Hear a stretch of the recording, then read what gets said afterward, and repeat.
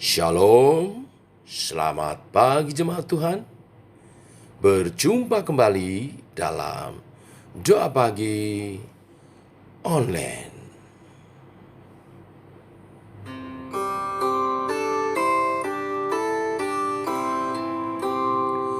Menyembahmu seumur hidupku, memujimu sepanjang usiaku. Oh Yesus Tuhan, Kau mulia, Kau yang layak untuk disembah.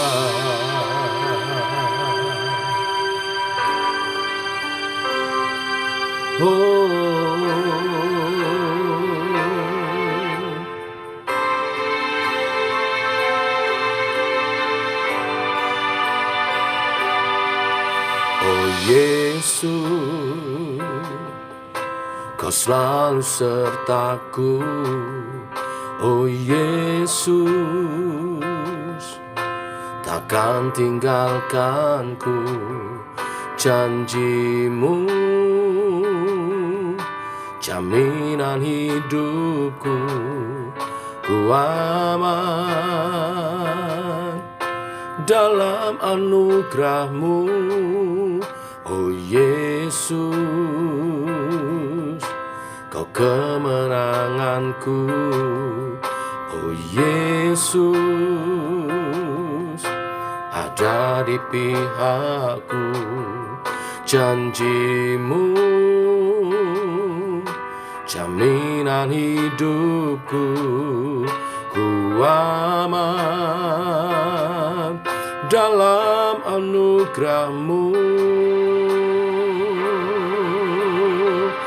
Menyembah-Mu seumur hidupku, memuji-Mu sepanjang usiaku. Oh Yesus Tuhan, Kau mulia, Kau yang layak untuk disembah.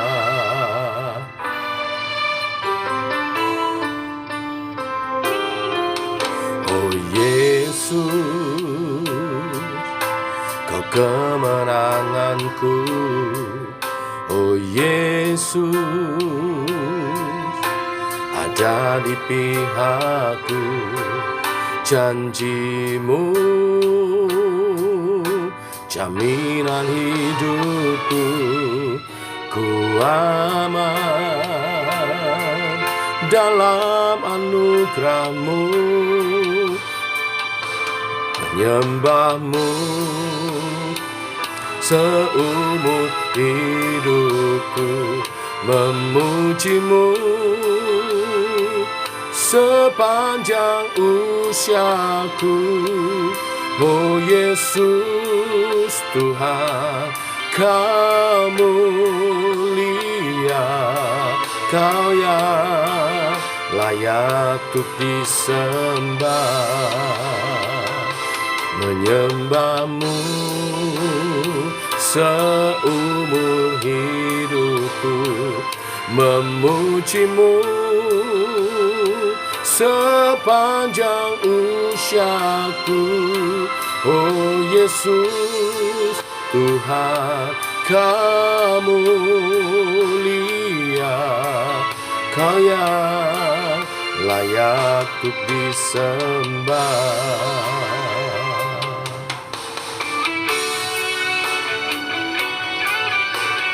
Kami mau setia Tuhan sebagai umat-Mu yang memuji menyembah-Mu seumur hidup kami. Sebab Engkaulah Tuhan, Raja alam semesta ini. Engkau layak ditinggikan, Engkau layak dimuliakan. Segala puji, hormat bagi-Mu Tuhan. Haleluya.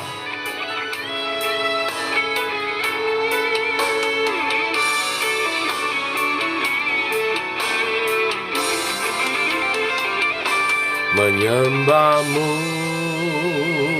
seumur hidupku, memujimu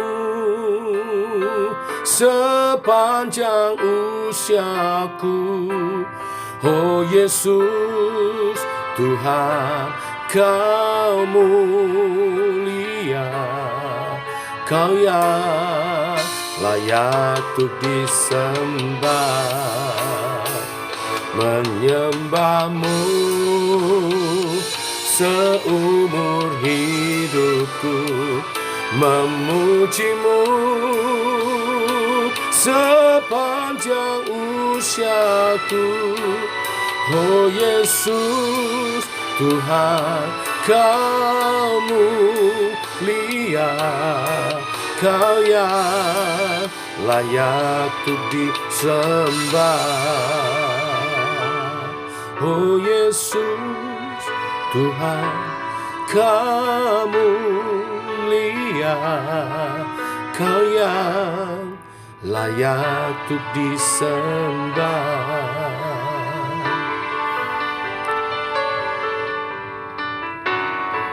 Kau yang layak Tuhan, layak untuk disembah.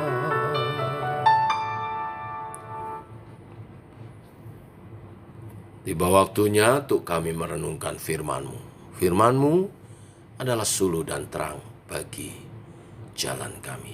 Berfirman Tuhan, terangi langkah kami supaya kami berjalan seturut kehendak-Mu. Dalam nama Tuhan Yesus Kristus. Amin. Bapak Ibu, kita lanjutkan renungan kita 1 Tawarikh pasal 5. Ayat 1 sampai ayatnya yang ke-26. Demikian firman Tuhan.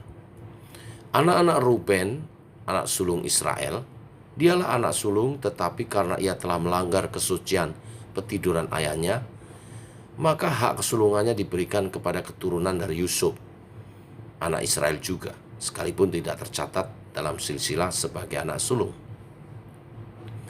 Memang Yehuda lah yang melebihi saudara-saudaranya.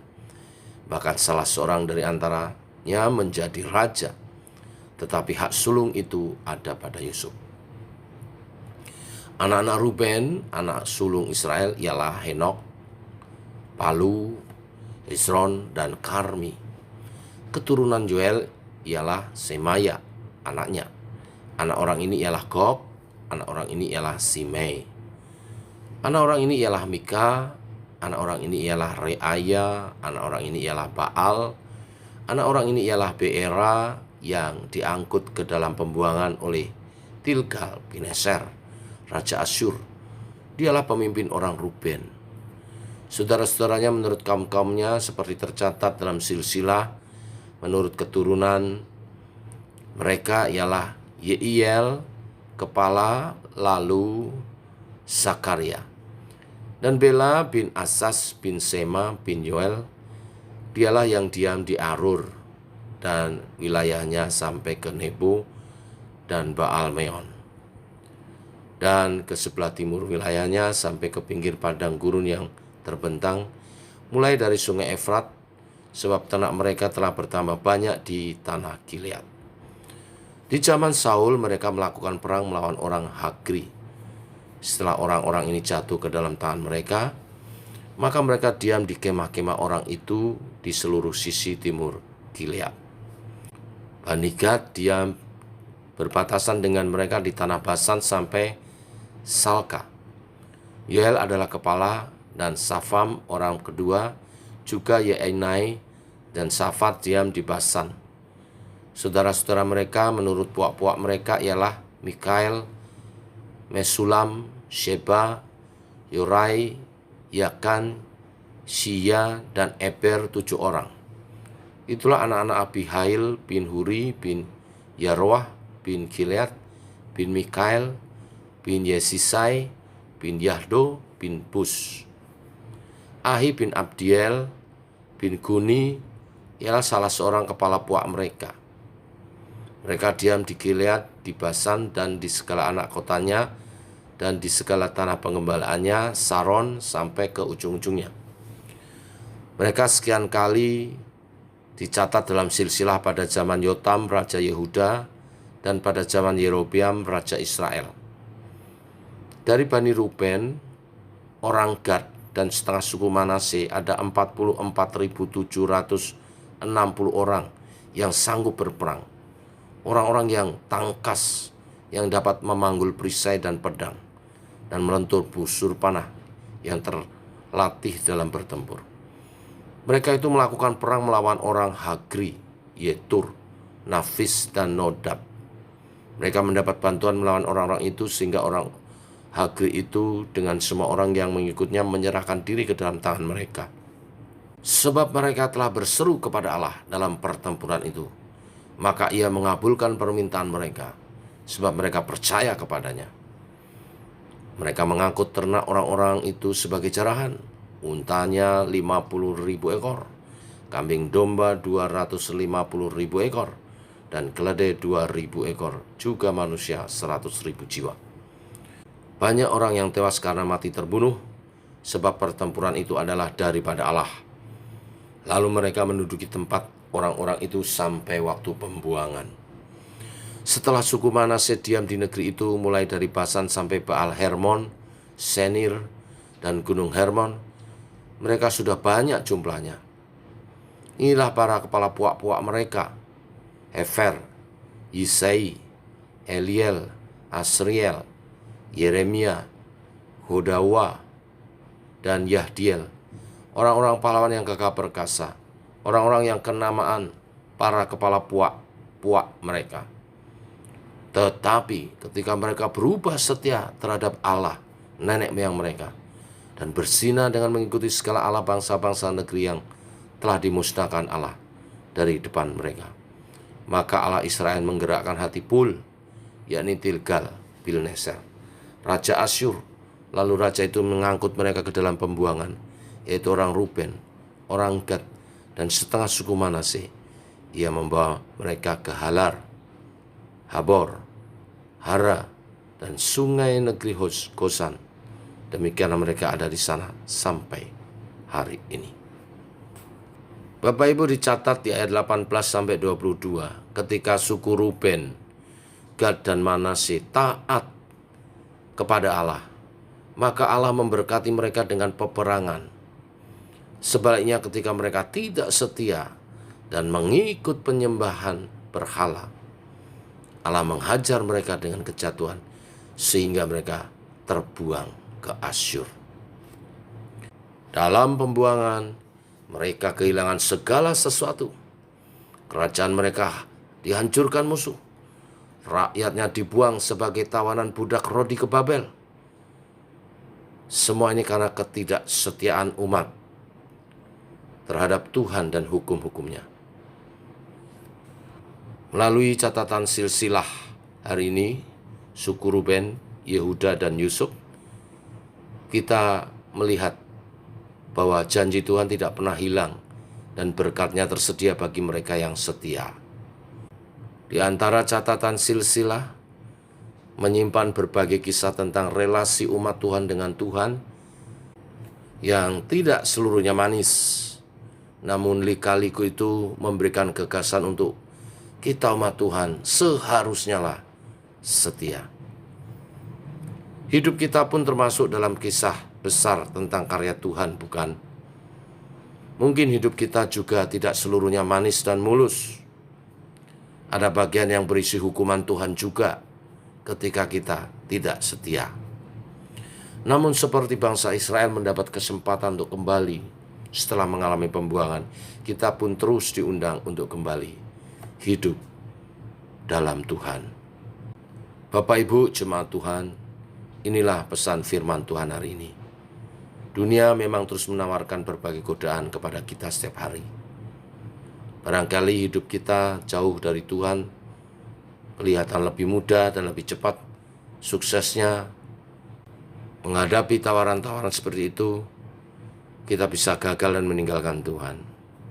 Namun, setiap hari juga membuka kemungkinan baru. Kita dapat memilih untuk kembali kepada Tuhan.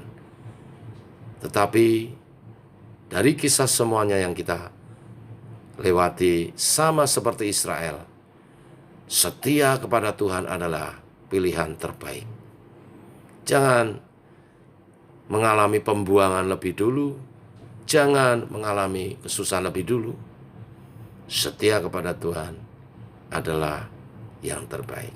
Tuhan memberkati. Mari kita berdoa. Bapa, kami bersyukur oleh kasih dan anugerah-Mu, rahmat-Mu baru. Firman-Mu Engkau nyatakan hari ini, mengingatkan kepada setiap kami. Dalam catatan sisila daripada umat-Mu, tersimpan kisah-kisah saat umat Tuhan tidak setia. Mereka berjalan sendiri. Mereka sebenarnya menjauh dari kasih dan perlindungan-Mu. Bahkan sampai mengalami masa-masa pembuangan. Tetapi ketika umat Tuhan setia, kasih perlindungan-Mu Engkau nyatakan, dan berkat-berkat-Mu Engkau curahkan. Peperangan apapun dimenangkan oleh umat-Mu.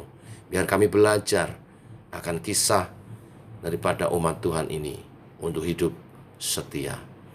Tapi bila ada di antara kami telah meninggalkan Tuhan, kebenaran firman-Mu pagi ini juga mengingatkan kepada kami untuk kembali. Karena Tuhan selalu menerima, Tuhan selalu ingin bersekutu, Tuhan selalu ingin kami diberkati.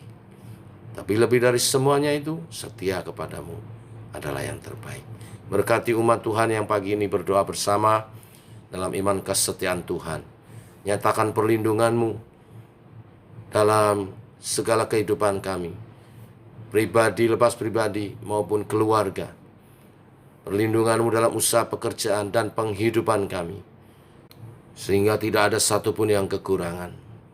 Lebih daripada itu, iman kami supaya bertumbuh dan teguh di dalam Tuhan.